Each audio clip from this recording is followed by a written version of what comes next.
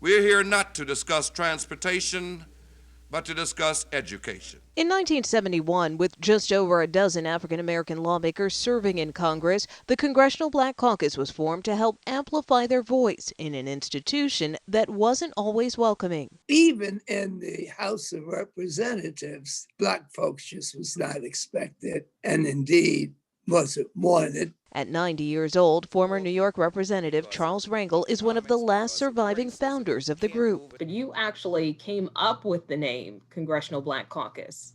Just the name. We all had a common mission and a common goal to improve the quality of life for America, and especially minority Americans. Rangel, Shirley Chisholm, Charles Diggs, and the other original members quickly met resistance when former President Nixon refused to meet with them. The courtesy should be extended to us.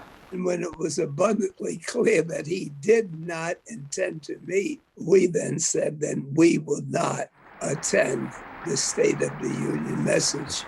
After boycotting Nixon's address, they finally got the meeting, putting the CBC on the map and opening the halls of power. The caucus as a whole, of course, was gravely concerned with their core nonpartisan principle: no permanent friends, no permanent enemies, just permanent interest. Shirley's with me today. California Congresswoman Barbara Lee still has Shirley Chisholm's pearls. She worked on her 1972 presidential campaign and later as chief of staff for Ron Dellums, learning firsthand from two of the caucus's original members. That's how I got involved in politics. It was just quite a remarkable moment for me as a young Black woman raising two kids as a single mom to see how the Congressional Black Caucus and its founders really did step out there and fight for the African-American community. Historically a Democratic power center, CBC members were the first to draft legislation to make Dr. Martin Luther King's birthday a national holiday. We will act. The caucus was also at the forefront pushing for sanctions against South Africa's apartheid government. It was the first time a Reagan veto of a major piece of legislation has been overridden, earning the caucus a reputation as the conscience of the Congress. That was a big moment in the CBC's history,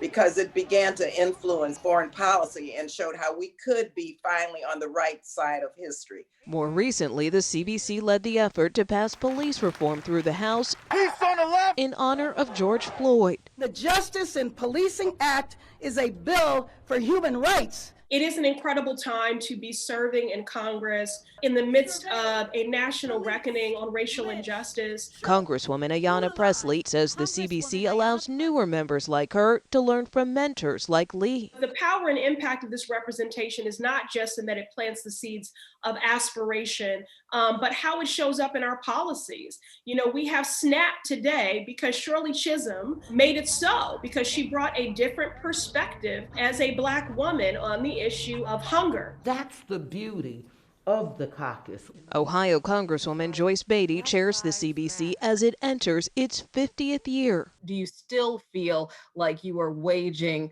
some of the same battles from 50 years ago? I think we are certainly waging some of the battles, but I can also tell you, not 50 years ago, but 10 years ago, if you would have told me that we would have had a Black president of the United States, I would not have thought that we had made that much progress. And our member, Kamala Harris, now vice president.